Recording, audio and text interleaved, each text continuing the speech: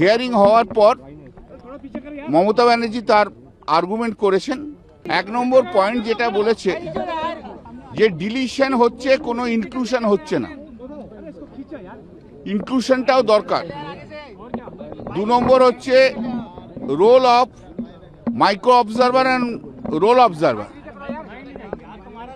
আইনে কোথাও জায়গা নেই যে মাইক্রো অবজারভার এবং রোল অবজারভার অ্যাপয়েন্টমেন্ট করার।